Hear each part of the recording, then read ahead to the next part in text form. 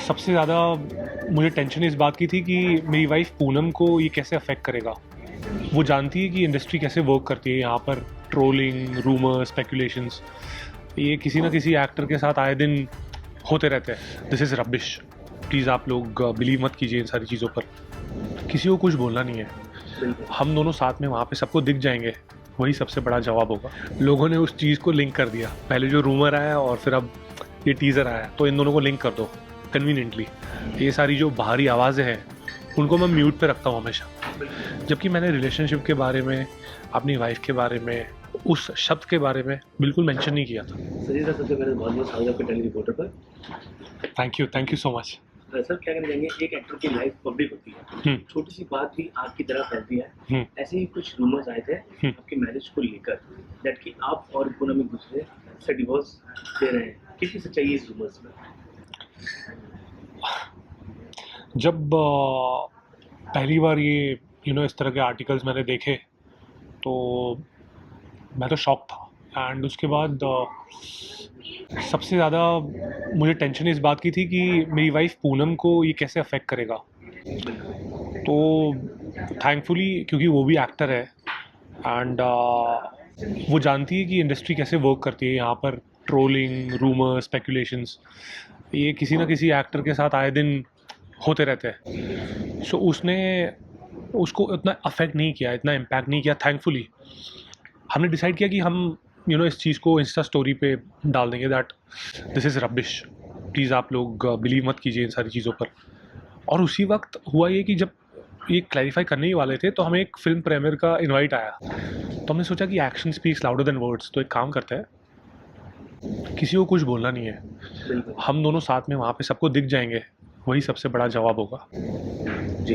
और सॉन्ग की बात करें, सॉन्ग में आपकी केमिस्ट्री नरगिस के साथ काफ़ी कमाल की लग रही है।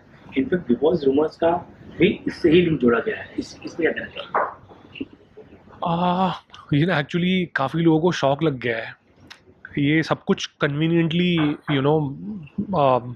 किया है या हुआ है, क्योंकि पहले इस तरह जो पोस्टर है, टीज़र है, उसमें थोड़ी इंटीमेसी दिखाई गई है। तो इस तरह मुझे पहले कभी देखा नहीं गया है, तो इस वजह से लोगों ने उस चीज़ को लिंक कर दिया, पहले जो रूमर आया और फिर अब ये टीज़र आया, तो इन दोनों को लिंक कर दो कन्वीनियंटली। इस तरह की चीज़ें हुई है, बट इट्स ओके। मैं इन सारी चीज़ों को बहुत सीरियसली नहीं लेता। ये सारी जो बाहरी आवाज़ें हैं उनको मैं म्यूट पे रखता हूँ हमेशा, और अपने काम पे ध्यान रहता हूँ मैं, बस। बिल्कुल सर, ये भी कहते हैं कि बट वो कहते हैं ना कि बिना आग के धुआं नहीं होता। एग्जैक्टली रूमर आया है कहाँ से? हमने आपकी एक पोस्ट भी देखी थी, वो किस बारे में थी? जो एक सी, हम लाइफ में, हर किसी की लाइफ में ups and downs, highs and lows आते हैं। तो सोशल मीडिया एक ऐसा प्लेटफॉर्म है जहाँ पे हम जब ऐसा होता है कि किसी को एक्सप्रेस नहीं कर पाते, तो वो हम अपने सोशल मीडिया पे एक्सप्रेस कर देते हैं।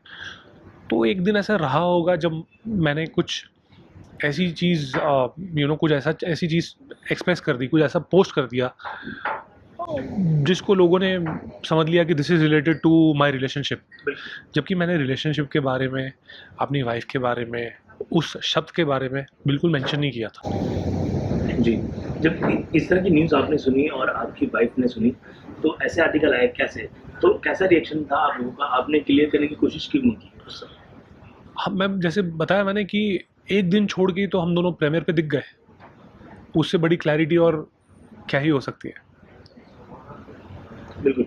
सॉन्ग की बात करें तो रात बाकी है, काफ़ी कमाल का सॉन्ग है। लिरिक्स भी काफ़ी स्मूथिंग है। और कैसा एक्सपीरियंस है शूटिंग के दरमियान अगर बात करें? ये मेरा खुद का प्रोजेक्ट है। मैं इस सॉन्ग का को प्रोड्यूसर भी हूँ।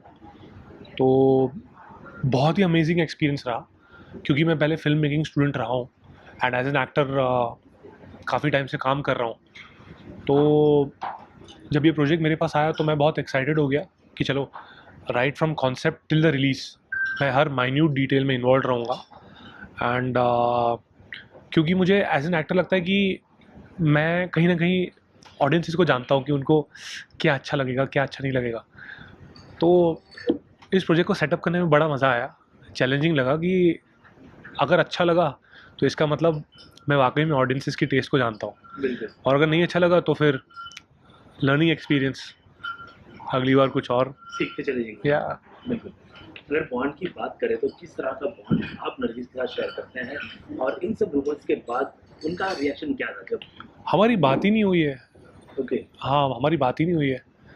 आई थिंक या तो उसने कुछ ऐसे रूमर्स देखे ही नहीं है, उसको पता ही नहीं है, और हमारी बस मैसेज पे बात हुई थी। पोस्टर जब रिलीज़ हुआ तो एज अ को प्रोड्यूसर एंड एज अ को एक्टर मैंने पूछा कि पोस्टर कैसा लगा, सही लगा, बस इतनी बात हुई।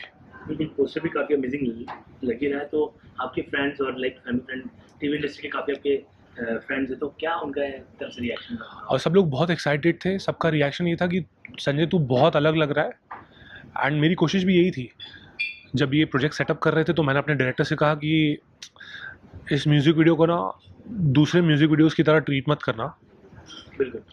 एज एन एक्टर काफ़ी लोगों को मुझसे एक्सपेक्टेशंस है कि मैं उन्हें एंटरटेन करूं, कुछ इम्पैक्टफुल ले आऊं उनके लिए, तो मुझे उन एक्सपेक्टेशंस पे खरा उतरना है। तो please give me a proper story, अच्छा कंटेंट दो, भले ही म्यूज़िक वीडियो है, एक स्टोरी दीजिए, एक कैरेक्टर दीजिए जिसको मैं पोर्ट्रे कर सकूं, अपना लुक चेंज कर सकूं। तो आप वीडियो देखेंगे तो उसमें अब तक इस तरह का लुक, इस तरह की बॉडी लैंग्वेज मैंने पहले कभी ट्राई नहीं किया है। तो मेरी यही आदत है कि मैं कोशिश करता हूँ कि जितनी परफेक्शन से चीज़ कर सकूँ और इम्पैक्टफुल प्रोजेक्ट क्रिएट कर सकूँ ऑडियंसेस के लिए, तो मुझे बड़ी खुशी मिलती है ये सब करने में। बिल्कुल। जैसे आपको याद होगा, जब भी हम किसी इवेंट पे या कहीं अवार्ड शो पे मिलते हैं, तो मैं आपसे ज़रूर एक बात हमेशा पूछता था कि रियलिटी शो के आप भी बड़े फैन रहे हैं और हैं, तो क्या कहना चाहेंगे? खतरों के खिलाड़ी शुरू होने वाले हो चुका है, मतलब लगभग, और काफ़ी सारे नाम भी सामने हैं, तो आप उनमें से किसी को जानते हैं कि अगर जाते तो क्या एडवाइस देना चाहेंगे? मुझे ऑनेस्टली पता ही नहीं है कि कौन कौन कंटेस्टेंट्स है। मैं जब टेलीकास्ट देखूंगा तब मुझे हमेशा ऐसे ही होता है कि ओ ये मेरी दोस्त है, ये मेरा दोस्त है, ओ अच्छा ओके। शालीन जा रहा है, शालीन मनोज, हाँ हाँ अभिषेक, हाँ, निमृत को जानता हूँ मैं। सुवर्णा चक्रवर्ती, जो कपिल। अच्छा, जी। हाँ निमृत को जानता हूँ मैं। So yeah, all the best to her, and बहुत स्ट्रांग लड़की है, बहुत हार्ड वर्किंग लड़की है। So I wish all the very best, and yeah may this season be a super duper hit. हम संजय सर को कब देखना चाहेंगे खतरों से पंखा मोल लेते? ये जो रियलिटी शोज़ है ना, वो हर एक्टर की लाइफ में once in a life time opportunity है। बिल्कुल। फॉर एग्जाम्पल, अगर मैंने ये सीज़न कर लिया, फिर आगे मैं जितने सीजन आएंगे वो नहीं कर पाऊँगा। एक एक्टर एक लाइफ में एक ही सीज़न कर सकता है। तो मैं ये जो रियलिटी शोज़ है वो तब करना चाहूँगा जब मुझे लगेगा कि हाँ, ये वो बॉल है जिस पे मैं छक्का मार सकता हूँ। Right. Last time big boss के लिए भी आपको अप्रोच किया गया था, लेकिन आप अपने बिजी शेड्यूल से मतलब एक टाइम नहीं मिला, तो इस बार अगर ओटीटी या फिर